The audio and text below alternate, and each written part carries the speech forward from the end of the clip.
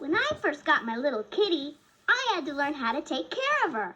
No matter what kind of pet you have, there are some very important things to remember, and I'm going to sing a song about them. You listen carefully, and then answer my questions about how to take care of your pet.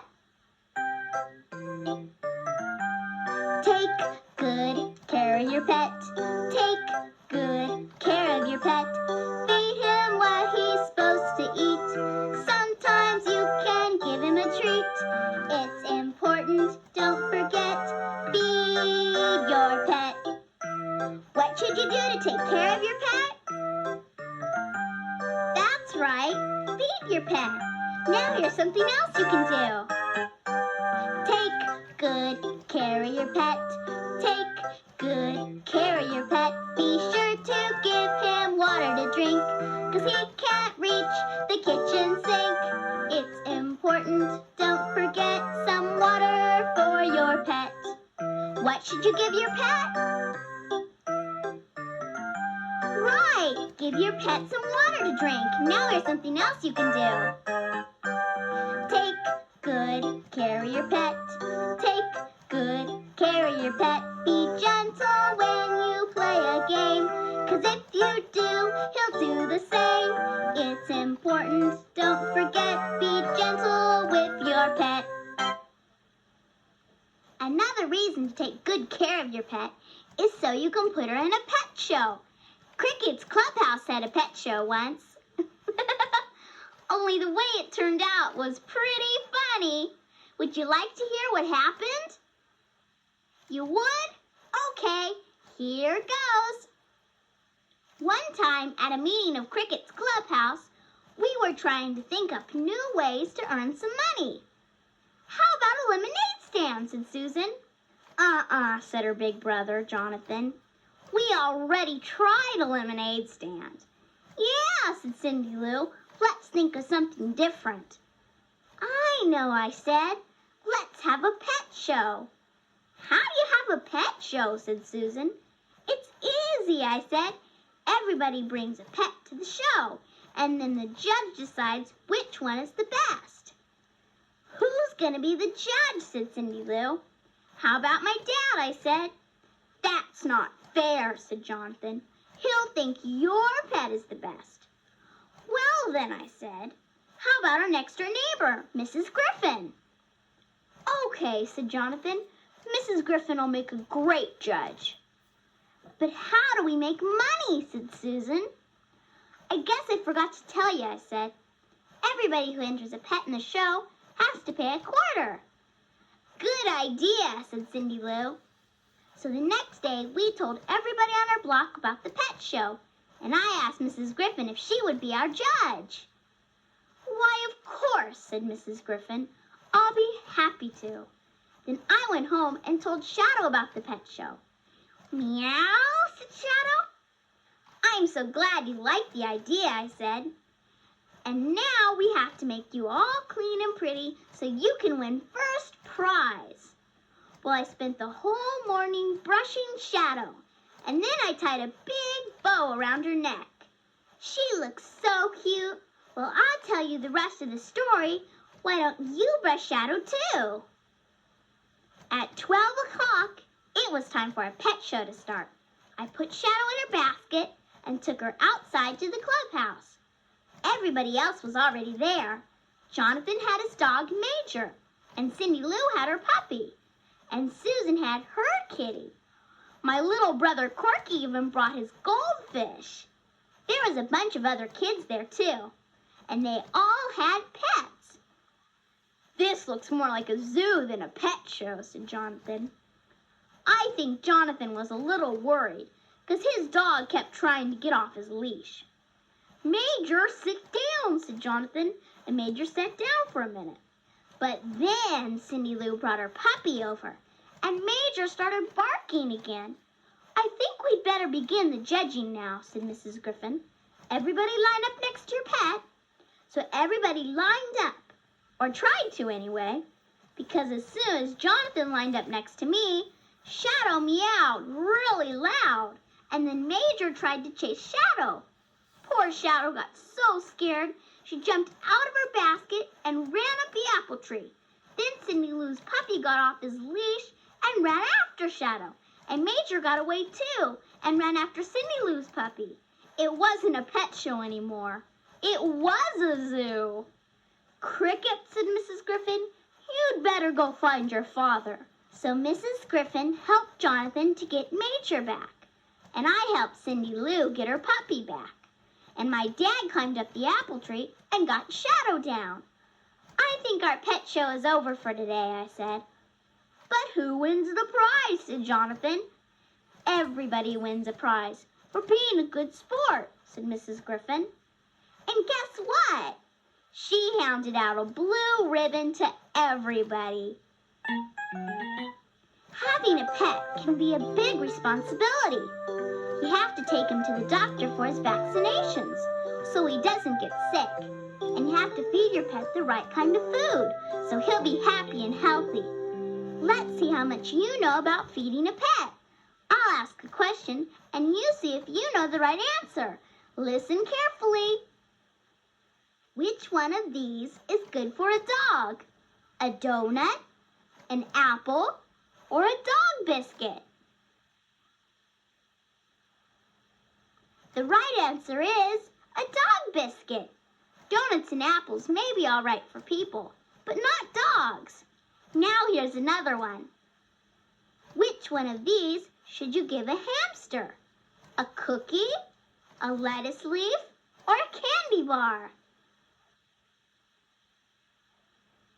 The answer is a lettuce leaf. Hamsters need green leafy foods like lettuce and celery tops. Now here's one more. Which one of these should you give to a bird? Some ice cream, some hot soup, or some bird seed? The answer is bird seed, of course. Always remember, just like you and me, pets need the right kind of food to grow strong and healthy.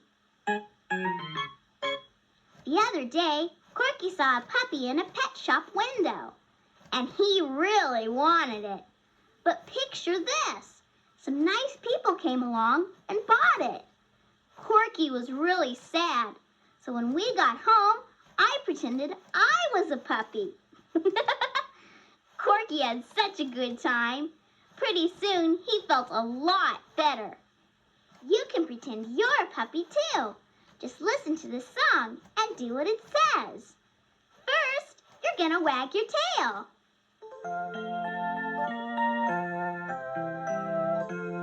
I wish I had a puppy dog with a waggy tail. Oh, wag, wag, waggy tail. Wag, wag, waggy tail. Wag, wag, waggy tail. That's the one I want. Oh, now put your hands on your head and pretend they're floppy ears.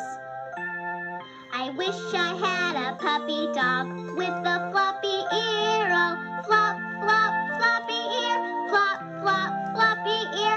Flop, flop, floppy ear. That's the one I want. Oh, now run on your hands and knees and fetch a stick. I wish I had a puppy dog who'd run and fetch a stick. Oh, run, run, fetch a stick.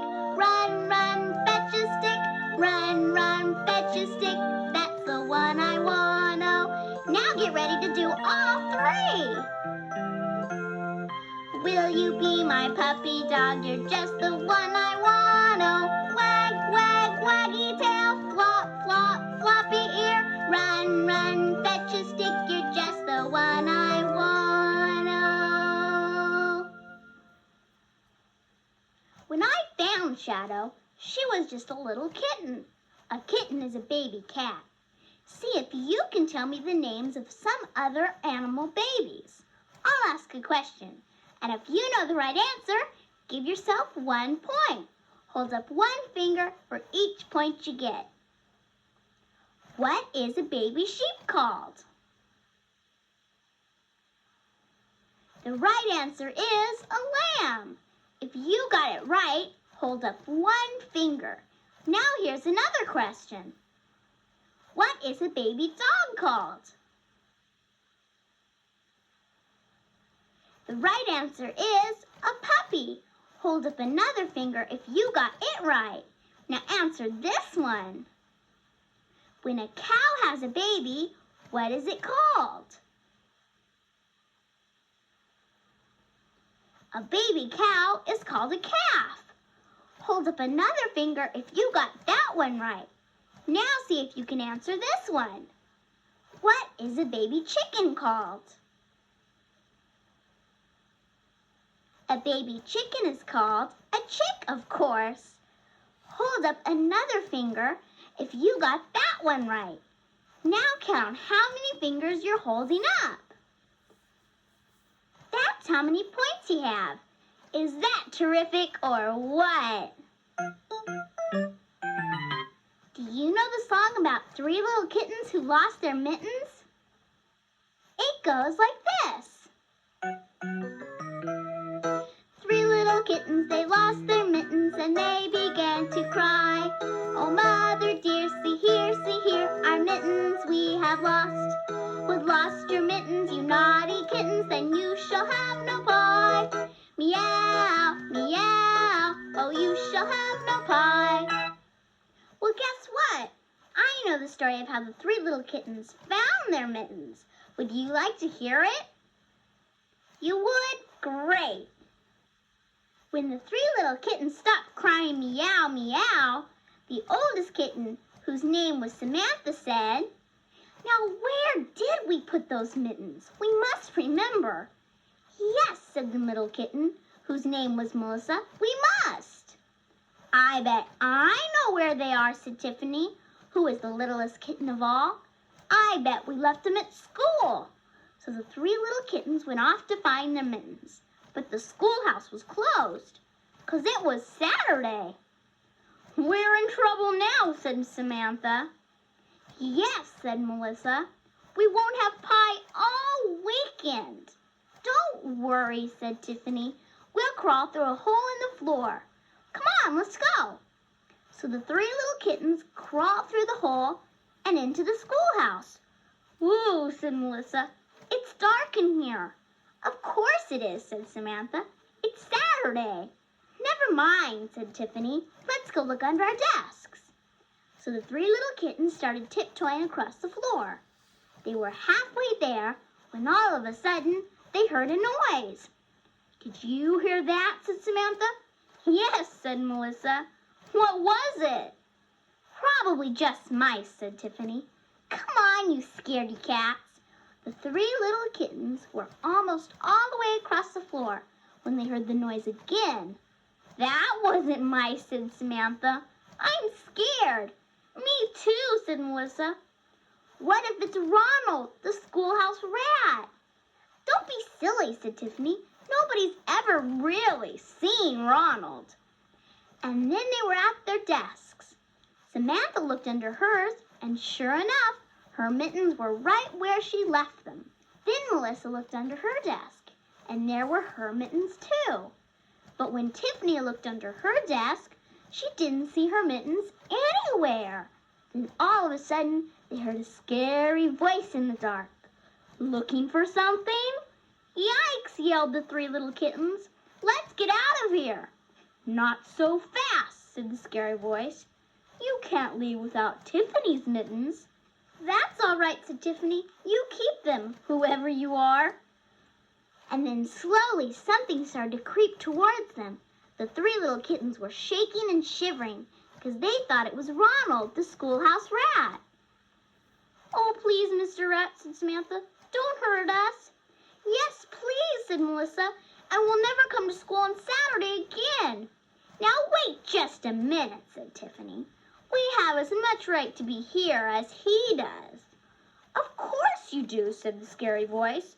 "And here are your mittens. And picture this. The voice in the dark wasn't a big old scary rat after all. It was Christopher, the schoolhouse cat." "Oh, Christopher," said Samantha, "you sure had us scared." "Yes," said Melissa, "scared out of our mittens." "It didn't scare me," said Tiffany. "I knew it was you all the time." Then the 3 little kittens asked Christopher if he wanted to come home with them and have some pie. But Christopher said, "No, thank you. I have to stay here and watch out for you-know-who." So Samantha, Melissa, and Tiffany crawled back outside through the hole in the floor and went home. And this time, they took all their mittens with them. 3 little kittens, they found their mittens and they began to cry. "Oh, mother dear, see here, our mittens we have found. Put on your mittens, you silly kittens, and you shall have some pie. Purr, purr, oh, let us have some pie."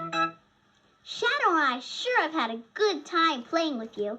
If you want, you can turn my tape over now, and we can play some more. Just remember, I'll be talking to you, and Shadow will too. Meow!